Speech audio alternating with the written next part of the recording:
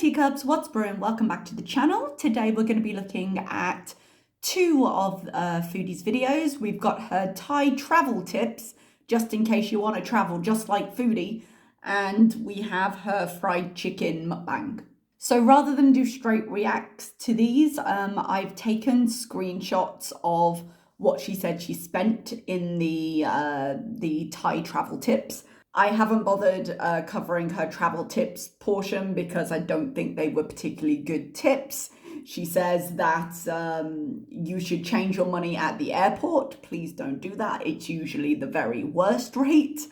Although you do have to be careful in Thailand sometimes of scams with the exchange places, which might be what she heard, where they will like miscount it back to you and things like that. You should always check those things. In any big tourist area, you should always check those things. But the airport is usually not the best rate. Just FYI if you don't travel very often. So we're just going to go through some of the costs and have a little chat about that. The main talking point in the chicken mukbang is her cat, and we'll just go over that point, and then that's all we really need to do today, I think. So let's start with going through Foodie's budget. She's very helpfully broken it down into categories, which is nice. But when I tell you parts of her math do not math, I don't know why conversions are so hard for her, particularly as she lives in a foreign country. Converting is something that becomes semi-automatic in your head when you start doing it. But she always really seems to have trouble with it. And some of the sums have not gone right here. I'm not sure where the problem has come in. I will tell you that it can be really difficult once you hit more than two currencies, because there's natural variation between all of them, individual variations. It can be very hard to get equivalencies, but there are times when it just goes wrong. But let's check her accounting anyway. So they were in Thailand a total of 42 days. She got a bit confused about her trip in the beginning. I believe we decided on she spent a week in Bangkok, then a week in Pattaya, and then they went back to Bangkok for the rest of it. I think that's how it was decided. I personally believe they meant to do the week in Bangkok, they meant to do the week in Pattaya, and then things got a bit dodgy. I don't think they meant to stay that long, but that's personal speculation. She says, based on her conversion rates, which again are a little tricky, she says that the flights for her and Salah cost, I'm going to use pounds for this because pounds is obviously my native currency, 1,588, which would be what, 794 pounds each for a return trip to Thailand, which is about right, I would think. That's about what I would say it would cost. Flying is so expensive now. Like, it was never particularly cheap when you start doing these longer flights, because I'm always doing long flights when I'm moving around. But since the pandemic, like, it's gotten so much more expensive. It really is just ridiculous. But that sounds like it would be about what it is for the two of them, so let's move on. Their hotels, if this conversion is right, 687 sounds like a very reasonable. I just got really confused. I was trying to look at the conversions because sometimes I noticed that the numbers were off because I looked at like pounds to Canadian and I'm like, that's not right. But with some of them, she's switched the order she's put them in. So in a airfare, she put KD, Canadian, USD, and then pounds. And then the next one, she put baht, KD, USD, then Canadian, then pounds, just to confuse me. By the way, British gold pounds, are you effing kidding me right now? British gold pounds. I didn't know. Thank you for teaching me. Great British pounds, sometimes known as pound sterling. But no, Foodie schooled me. Hotels at 687. I think I am literally going to have to convert this and see if that's anywhere close in the baht. 30,000 baht to British gold pounds. 675. Okay, so conversion is probably right for whenever she did it. £687 for the time she converted is really reasonable, I think, for 6 weeks of hotels for both of them. We didn't get to see the third hotel. The first one we saw a tiny bit of, and I think the hotel was doxed. It looked fine. The Pattaya one, I'm not sure. but the one they stayed in for the last however long, God, that must have been a really cheap place. She seemed really scared to show it to us, but they got a deal. There are really cheap hotels there, but it seems like they got a deal considering it's, just over 100 a week. That's pretty good. So this is where her math starts to confuse me a little bit, because we go on to transportation. Transportation is 1,600 baht, so I'm guessing it'd be just under half of the previous slide, but yet she's got Canadian as 618, but pounds is 618 pounds. Did she just write the Canadian into the pounds by accident? I guess, maybe. I don't quite know what happened there. It seems like quite a lot to spend on transportation. Now, she does say about a quarter of that was the flight to Pattaya, because she didn't want to do a road trip to Pattaya there. Now, when I convert it, it says 4,000 baht for a return flight. I think it was for both of them, is about £90. So that makes the pound sterling about 360-ish, something like that. Which I was going to say she seemed to have spent a lot, because I was taking the 618 figure. But now that I've taken off that flight, for 6 weeks, it doesn't seem like that much, to be completely honest. That seems reasonable, but she didn't really do anything. And she counts her attractions as a different part of the budget. So I'm not quite sure if she's taking the trips to those places as well, but she only went to 4 or 5 places. So I'm a little surprised that she spent that much. But again, if it was 6 weeks, I suppose it's not that unreasonable. I used to use the SkyTrain when I went to Thailand, and I really liked it. So I would recommend the SkyTrain if it's within reach. Now, her food budget, they say 26,000 baht, which is about 595 pounds or 1,000 Canadian or whatever currency you want to use. I've got to call a little bit of bullshit on this. Not because I'm just being shady with how much she eats, but because that just doesn't seem like a reasonable budget where you consider where she was eating. Could you eat on that amount in Thailand? Absolutely you could. But she wasn't going that local. And she specifically mentioned in this video that Salah liked to go to Arabic places, they like to eat bigger meals, they like to get things from other places. So it doesn't seem like she went the super cheap route that you can go. So 595 just doesn't seem reasonable. And we are going to talk about that with the 2 tallies we got, because I think the second tally probably tells the story there. Attractions, 457. I can believe they would have paid that much to do the things they did. Sometimes attractions can be very expensive, particularly if she's looking at things online. Like when I went to Greece, I was looking at the tours that were offered on like TripAdvisor and things, and they were always super expensive compared to what you could get in country. So if she had pre-booked any of these trips, or if she had gone to a tourist area or the hotel offering these trips, she would have paid quite the markup. But considering she showed us essentially, 3 places that would have been like pre-booked trips, I'm surprised it was that much, but for the 2 of them, I suppose not. I've got to remember it's not just foodie with this.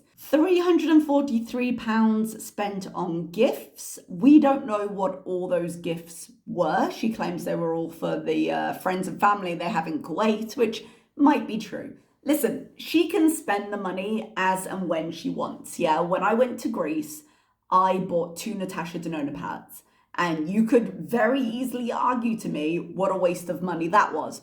But I liked them, I have the money, I was excited to get them, and I used them. So it's not a big deal. She does mention that some of this included the cost of the suitcase. So that's not all they all spent on gifts. But I believe they just bought a lot of tat at those markets. They don't seem to have a wide social circle, either family or friends, in Kuwait. But we did see her in a lot of silly hats with like a new microphone and a new thing. So she is the queen of impulse control. I'm sure the markets didn't give her any trouble. But I'm guessing she just picked up tat left and right. Internet, £91, 4,000 baht. I was watching, who was it? Pulpy earlier. And he mentioned that he thought this was super expensive. I think they probably went for the SIM card in the airport, and this is about what I expect. When you consider it was for both of them, And if they'd gotten like a monthly plan, they would have had to renew that monthly plan because, like I say, they don't seem to have known when they were leaving. So probably they bought a month each and then they bought another month each. They probably renewed it. So if it had been between 20 and 25 pounds each and they'd done it twice, around £100 would be about where I would think they should be. So this doesn't seem unusual, particularly as she would need more or less unlimited data. But here is where it gets interesting. So Chantal has made notes, right? And she's done the math, however poorly, and she comes up with a figure of about 1,000 KD, or if her conversions are right, over 4,000 Canadian, over 3,000 USD, about £2,600.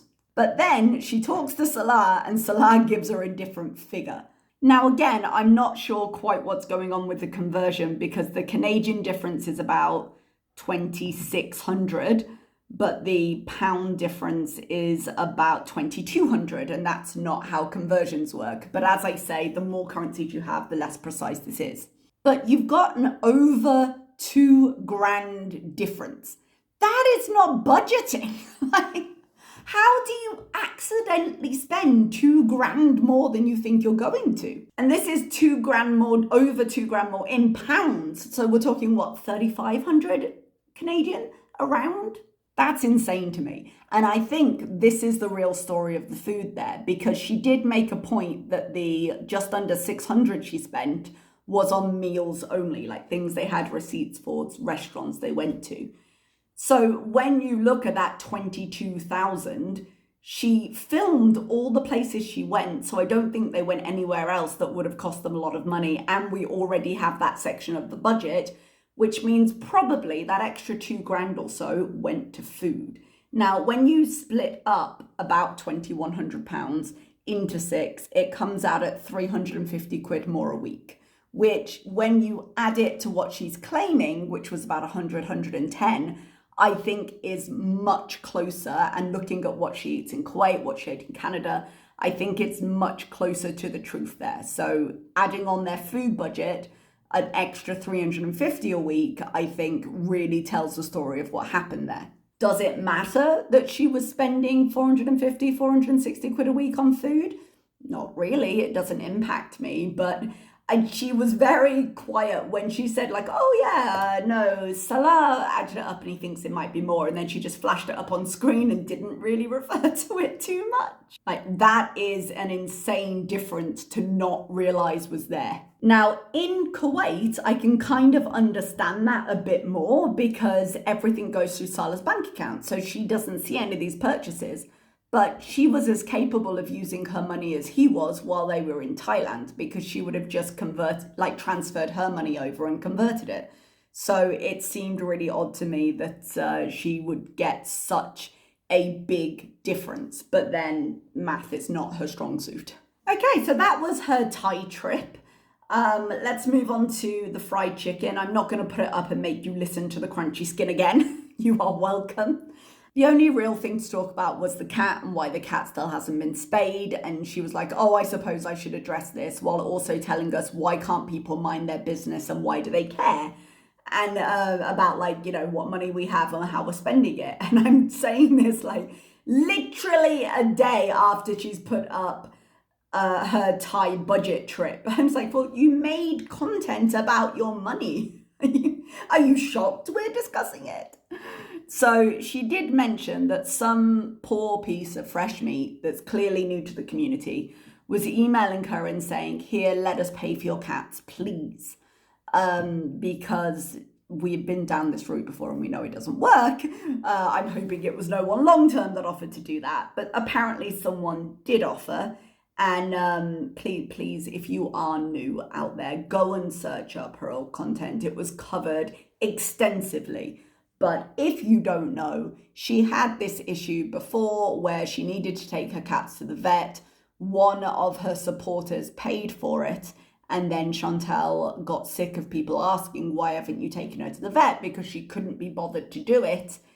Spent the money, didn't return it, and started cussing people out about it because she's very defiant. And that's what happened there. And the cat never went to the vet. So If you're thinking, oh, poor Chantal, she must be struggling for cash, she's still got money to eat out. She's still got money to go on her big Thai trips. Like, she can prioritize things. She is choosing not to. The problem is not finances. The problem is laziness. So her story about the cat right now is that she cannot have her operation to be spayed, even though her heat is now over, because she has some kind of fungal infection on her skin, apparently. I don't know how common this is in cats. I'm not about to go look it up because I've got nothing of value to add to it particularly. If it is common, then so be it. If it's not common, oh well, I wouldn't be shocked if she misunderstood something or if she was just straight up making excuses. Now, she did say that it can be treated. She was very emphatic over the fact that she was not going to do anything about this and she was not comfortable doing it, and that Julia doesn't like water at all, which doesn't surprise me if she was a stray cat in a desert country, and that Salah was going to have to sort it out and take the cat to go get it done at either a vet or a groomer or whatever. Now, she did mention quite oddly, she was like, oh, they had it on the service menu there. It was like a antifungal bath. And I'm sitting here like, well, then why didn't you do it? Even if like you can't just walk up and demand it, which there seem to be a lot of vets and you seem to be able to walk into them. So you could, when the vet said this to you, you could have very easily said, oh, I notice you have that service. Would you mind? Because the vet gave her this wash.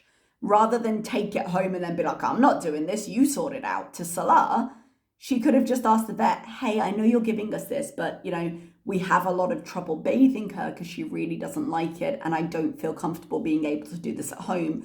Could we book an antifungal bath with you? They could either have said yes and booked it or done it there and then, depending on how busy they were. So at the very least, you would come out of that appointment with it arranged, which doesn't seem to be the case with Foodie right now. She seems to very much be like, Salah will have to sort it. So no cares in the world there, doesn't mind that Julia might be uncomfortable in any way, and is not concerned at all about getting her spayed because the medicine is now going to stop her going into heat for another however many months, so she doesn't have to care about it. Which is really just a great sign for the future, isn't it? But she wants it known very clearly that she has the money, that's not the issue, she just doesn't want to, which sounds about right. So anyone who is sympathetic to her situation, who's thinking of sending her money to ensure the cats are cared for, be sure when you're doing that you realise the money you're sending her will not go to that purpose, as indeed it did not before. Okay, and I think that's about everything I have for you today. So thank you very much for listening, and I will see you next time. Bye-bye.